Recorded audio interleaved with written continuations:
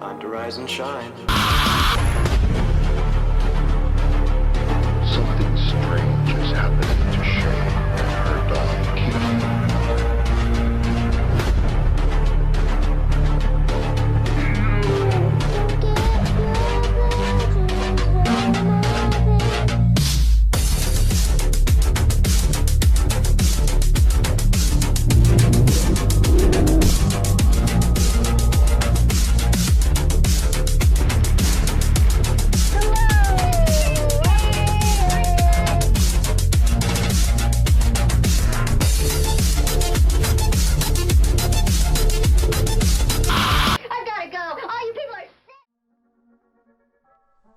Want to hear a funny joke? I think you've heard it before, but I still think it never gets old. So this man goes to the doctor and says he's depressed. Says life is too harsh and the world is cruel.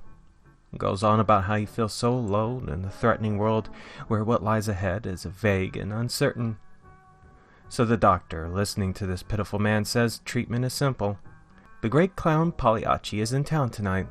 You should go and see him. That should pick you up and bring a smile to your face. The pitiful man, bursting in tears, says, "But doctor, I am Pagliacci." Everybody laughed. Drum roll. Curtains. Today's story is another joke that should bring a smile to your face. Introduction: Emily, a devoted wife, a loving mother of a 5-year-old son, a woman who had a career working the evening shift as a nurse. Emily is a woman who had life going good for her. And during all those years, Emily has carried an inner fear. Emily is a woman who had life going good for her. And during all those years, Emily has carried an inner fear, dwelling on a horror that most people are oblivious to, but talked about throughout the world. The horror story of disappearing and never being seen again. A fear that is very much alive to this very day.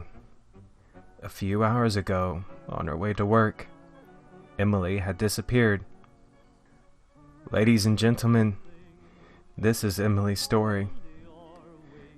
She doesn't remember how it happened, other than a sharp pain being struck across her head before walking to her vehicle and starting another night at work. It was like being trapped in a terrible dream, descending into an abyss with this throbbing pain, hideous laughter that filled the dark, a state of helplessness, her mouth feeling as if it were being stretched wide, a stinging pain, a slit across her cheek being yanked aggressively side to side, her mouth being open in ways that it shouldn't, a pain growing more intense as the laughter grew louder. Like a mysterious entity enjoying the sadistic torment. Emily's mind trying to cope with the experience. Was this death? Was she in hell? If she was dead, how could she still feel the pain? The strange warmth trickling down her neck, a familiar and strong taste in her mouth, this liquid rushing down her throat, causing her to gag and choke. Emily didn't know how long she was in this painful dream before slowly regaining consciousness and waking up to a nightmare that was all too real. In the back of a moving van, the laughter coming from these sadistic-looking clowns holding her down, noticing the blood on their hands, the intense pain coming from one of the clowns slicing her cheeks open with a razor, carving a smile on her face. Emily's mind trying to understand the situation, regardless of the pain, the fact that she was brought back into a reality again. Emily's mind was still struggling, convincing her that she was helpless to this nightmare. When one of the clowns placed what looked like a red ball onto her nose, feeling the rows of sharp nails digging deep into her skin, penetrating the flesh, the excruciating pain was enough to convince Emily that this was no dream. Her worst nightmare had came true, and when noticing the other clown grabbing a green oxygen tank, breathing into the mouthpiece, the contents inside the tank causing the clown to throw himself into these uncontrollable twerks of ecstasy and these twitching fits of laughter. They were going to drug her, the horrible things they want to do to her. The idea of never seeing her husband and child again. Emily had to do something. She had to fight back. and noticing the clowns were barely holding her down, that was when Emily seized the opportunity of making her escape by kicking one of the clowns before dragging her, resulting with Emily falling out of the van, causing her body to be violently thrown into the wet road.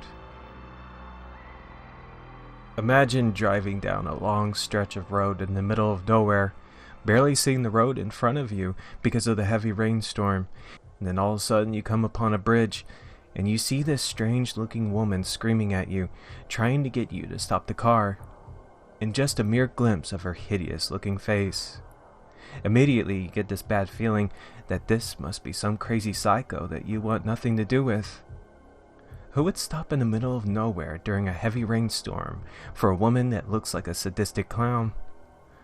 Nobody to help Emily. Nobody to understand her suffering. Nobody willing to stop for this woman in distress. But a blue van filled with clowns who are more than happy to help this poor soul, to give her some medicine that will have her singing and dancing in no time. That was when Emily escaped the clowns by jumping off the bridge and falling into the river below.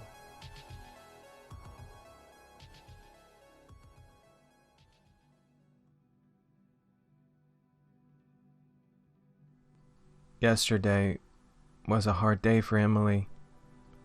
Had an argument with her husband, which wasn't his fault.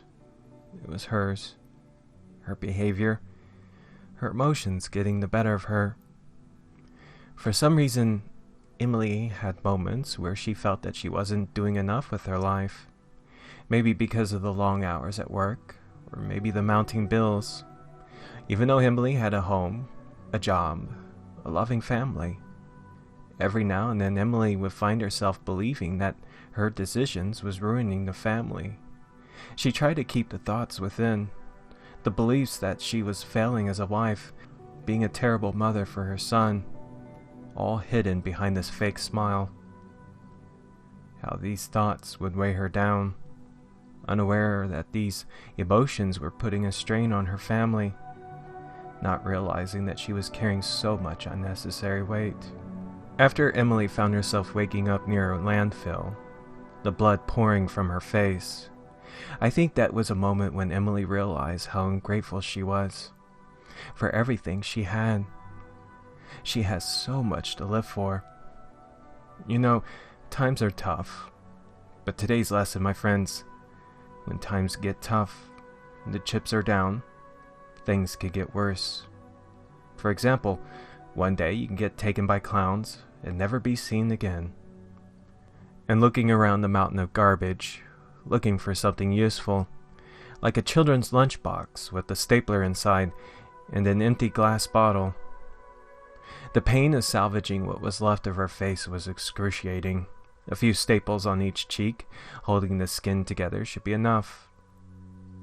Yes, Emily has so much to live for, but looking at her reflection from a broken mirror, her face horribly disfigured, Emily knew that after this, she will never be the same again.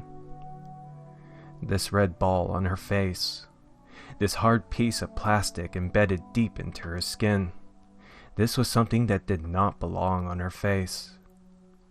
Even with the blood gushing from the wounds, as Emily felt the nails slowly coming out of her flesh when trying to pull open the nose, using all her strength to pry it open, just enough to free herself from this contraption. And just as Emily was nearly successful, that was when Emily lost her grip, and her face would be reunited with another wave of immense pain. The pain, the blood. No matter what, Emily will not have this damn thing on her face. She will not be owned by these sick bastards. And that was when Emily ripped the flesh from her nose by yanking the red ball from her face. Things can get so much worse. But everything is okay. Emily escaped. The clowns are gone.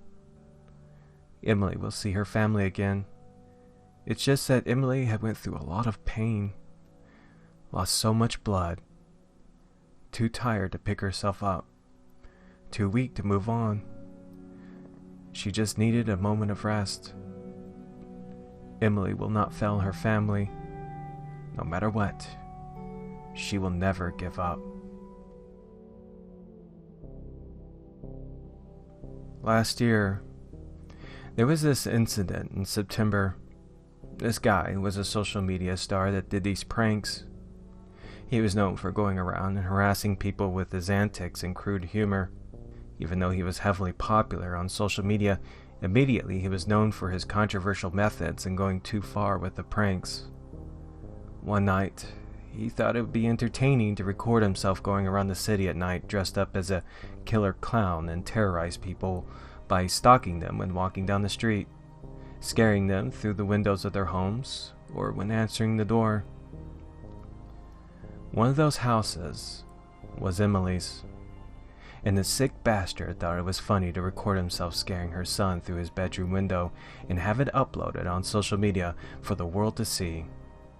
Even though it took months before the video was finally taken down, the guy still continued on with his pranks, facing no consequences for his actions, until he finally got arrested when he went around splashing water in people's faces, having them believe that they were attacked with acid.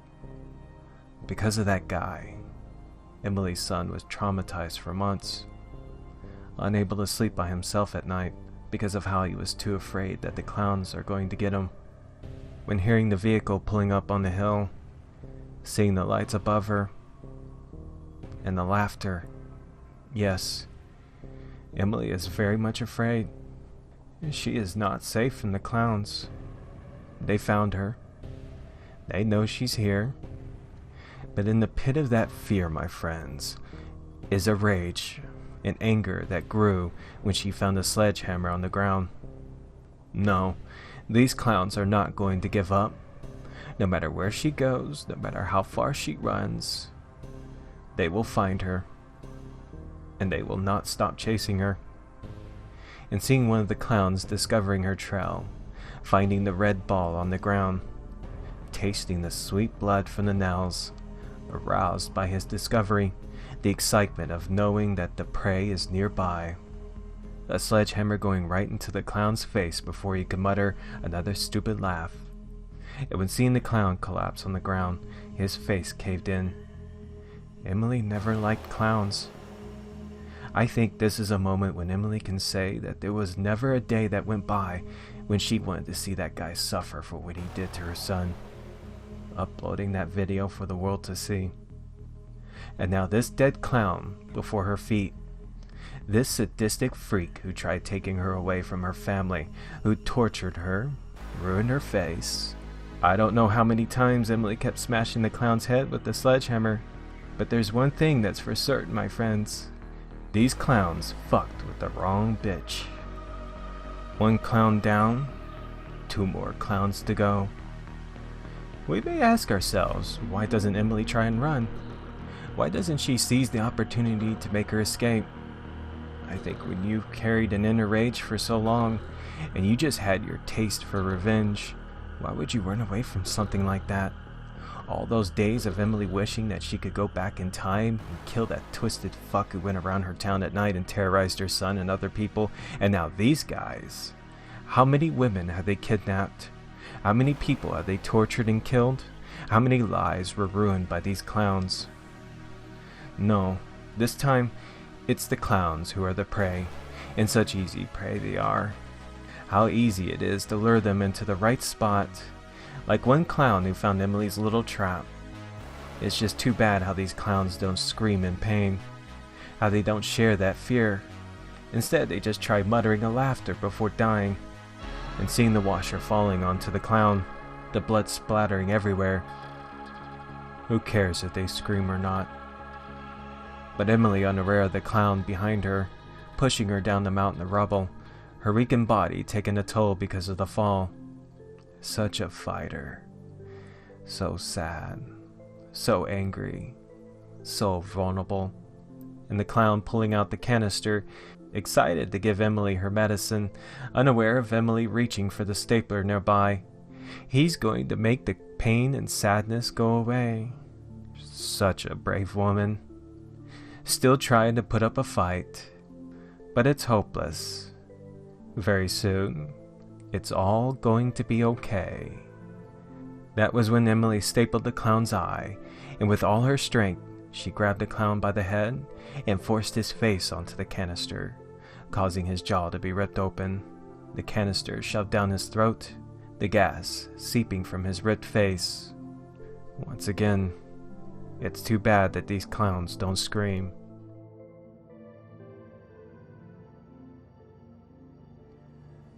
It's said in other countries, there are cultures that praise clowns because of their association with the trickster spirit. People who would do things that are different and absurd, giving a new perspective in life.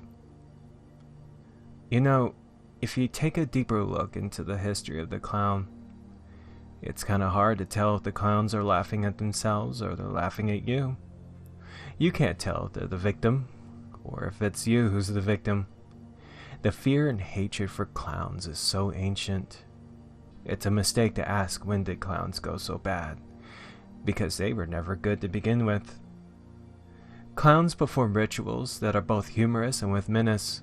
Anarchy contained just enough to allow laughter, a threat that dissolves into an object of ridicule.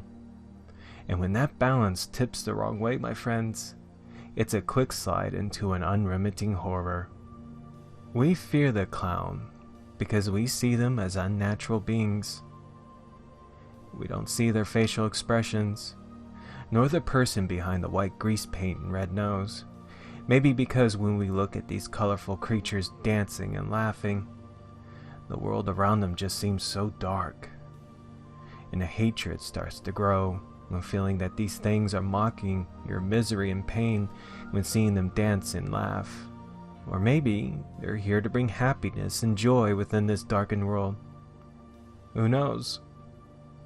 Or maybe we hate clowns because we're just as fake as they are.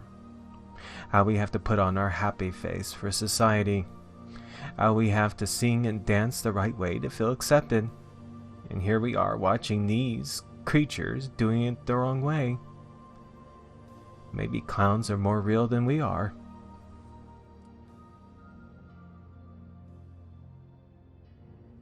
I don't think we will ever know why Emily never went back to her family. I think maybe she wasn't ready to be with her son again. Her child seeing what became of her. Or maybe she realized that she'll never be the same again.